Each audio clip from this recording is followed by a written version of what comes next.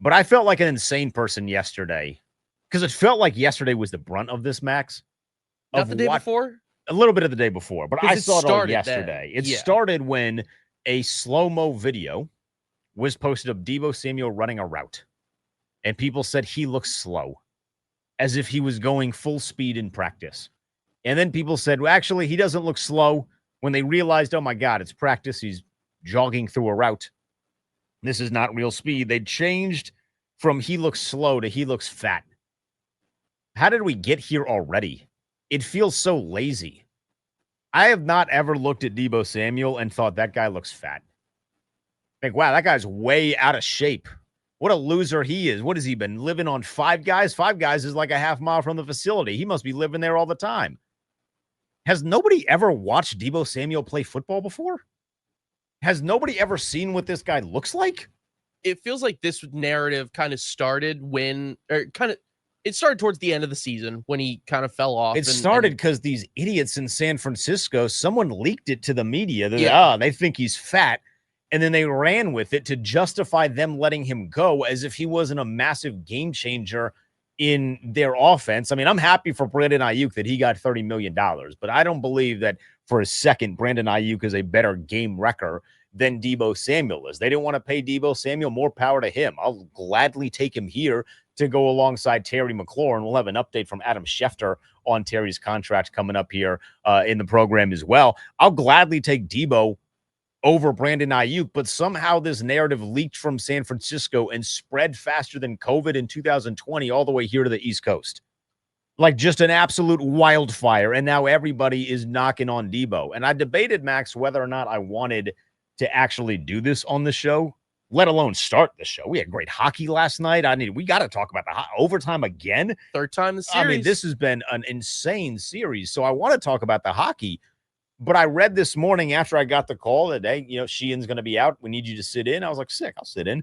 So I just start naturally paying a little bit more attention to social media and Twitter. And then I see this tweet from Hogs Haven. And I used to work for Hogs Haven. I used to, do a podcast there back in the day. Shout out to everybody that remembers the Pigpen podcast. It's a very small few, but shout out to y'all nonetheless. And I see them tweet that Deebo, they didn't even tweet that Deebo is Eddie Lacy. They tweeted Debo Lacy Sr. They sure did. And that got my blood boiling, man. I don't know who runs that account. I know the podcast on the account, Trapper Dive guys. Those guys are great. They do a great job. To my knowledge, they are not the ones that are tweeting from that account. But whoever tweeted from that account needs to get their phone locked up in a cage for a week. I don't know if you can ground a full-blown adult. I'm assuming an adult tweeted this. But that adult needs to be grounded. No phone access for at least a week. Eddie Lacy had a clause in his contract that he had to be under 255 pounds. It gave him hundreds of thousands of dollars to be under 255 pounds. Even if Deebo is a little bit above the 215 that he is listed at, you know what the difference is between 255 and 215? That's a whopping 40 pounds. If you see someone one day, Max, and then maybe wait a couple of weeks, and you see them again after they've lost 40 pounds, it looks like they lost a human. Yeah. They're a completely different looking person. To compare Deebo Samuel to Eddie Lacy is in ridiculously poor taste. And it's also, by the way, it's not accurate. I was standing next to the guy very briefly because Deebo has no idea who I am. But I was standing next to him when I went to minicamp this week. Minicamp, great time. Got a lot of thoughts on that, by the way. Ja'Cory, Crooksy Merritt. There might be something there. Listen, Kevin keeps telling everybody to pump the brakes, but I keep seeing those videos, and I'm liking what I'm seeing. I texted him about it 2 days ago. Yeah, I texted him about it on Wednesday. Mm-hmm. I had just finished my show. I just worked out. I was cooking breakfast. I texted him. I was like, hey, I was at practice yesterday. This Crooksy Merritt guy looks the part. That doesn't mean much when he's not in pads, but we'll get to that in a second. But I see Deebo walking up after they're done with practice. And I'm like, all right, let me be the judge here because the camera is kind of whatever. Let me be the judge. I got 4 eyes. Let's utilize all 4 of them. And he walks up, walks past, and I'm like, he's jacked. He's not cut. He's not built like your AJ Brown. He's not built like your Calvin Johnson. Calvin Johnson looks like they call him Megatron for a reason, right? Like, damn right. He's not built the same way as that, but you can have very different body types and not be fat. He's just I can't believe I'm about to break down this man's body on radio, but this is just kind of where we're at right now. I feel like I'm doing it in the defense of him. But he's just a stockier dude. Stocky and fat are not the same thing. If you see a stocky person and you see a fat person, there's a noticeable difference between the two of them. Fat people ain't fast. Stocky people are fast.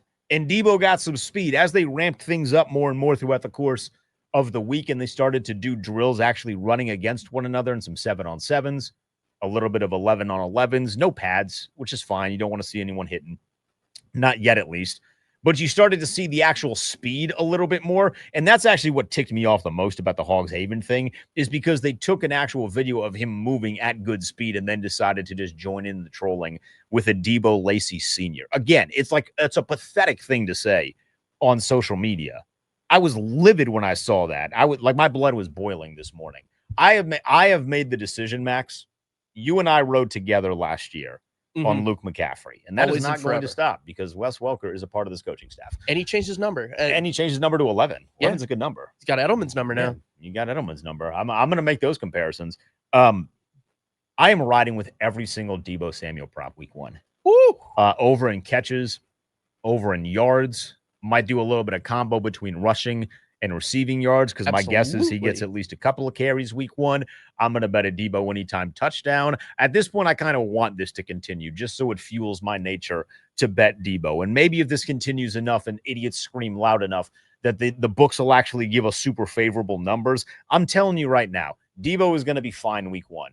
He is going to be totally fine. The conversation about him being overweight and being fat is just complete nonsense. And it was taken because someone in San Francisco decided to leak that to save their ass, as if that organization is not starting to sink. If you haven't realized that by now, welcome to the party. You're a little late, but welcome to the party. That San Francisco organization is starting to sink. They are on the downtrot more than they are on the uptrot, while this organization is very much on the rise. So I'm rocking with Deebo Samuel with every single prop. There is not a number that is too high that I will not bet on Deebo Samuel come week 1. Debo I like it. Lacey Sr. Oh my God. I was throwing punches in my room like I was a teenager. It was disrespectful. It was very funny that that was the talk of the town yesterday morning was the Deebo Samuel video. And then the second I get home, it was what? I want to say 250, 310. The Commanders post a video of Deebo running much faster than he ran in that video before. Just a little subtle response to the big back allegations. Hey, like we're seeing what's going on here, because it is also important to mention they are not the ones that posted that first video. Yeah, that was from what they have at minicamp is you are allowed to. They have like a little hill that overlooks the practice squad or the practice field. If you have ever been to training camp, you know that they have 4 fields, and when you go to training camp, they use 2 that are more towards the right where you can fit a bunch of people. That's where they put the stands, and you kind of get that. Forest is not the right word because it's in Ashburn, Virginia, but you get like that collection of trees by the side. If you are a child or if you have kids, your kids have probably stood over there and watched before. I know I did. I was standing over there when I was younger, watching like Santana Moss and at the time, old Bobby Three Sticks. What a time that was. They were on the other field. So for minicamp, they do the other field. And what they do is they allow media members to stand up when they are running 7-on-7s or 11-on-11s on this little ledge so you can watch. But what you can't do is like get clear looks at communication. You can't hear play calls, things of that nature. It's just stuff that NFL teams want to keep in house. And I would imagine that every NFL team across the league does something similar to that, but you're allowed to tape. So what they were running when Deebo ran that route, if someone has said this on the show, Max, stop me and we can move to hockey. But what they were doing was they were just running 7-on-7s, and Deebo got the break, kind of jogging through. Jaden finds him, passes on the money. He gets into the end zone. Next rep, line it back up. Like you're moving, but you're not moving at 100% or game speed. You're probably moving at about 60%, 70%, just to get the legs out, maybe hit a little bit of a stride, and then you move on to the next play. That's what that first video was. The second one was a little bit more closer to game speed, it looked like. Probably in the direction of like 75 to 80%. Yeah. I mean, we touched on it a little bit yesterday about what George Kittle and Bobby Wagner said.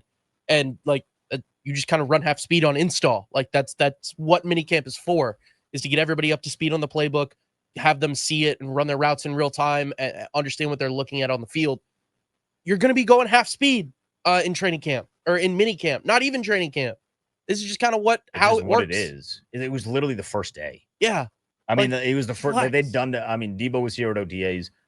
He'd done some other stuff in the offseason, but it was literally the first day. Like there were certain guys that were held out of that. Like Laramie Tunsil didn't do a whole lot that day. Did a little bit of the drills, didn't do a ton of the drills. Linnell has talked about that at length on social media. If you're not following us on social media at the Team 980, you can follow me at the Denton Day.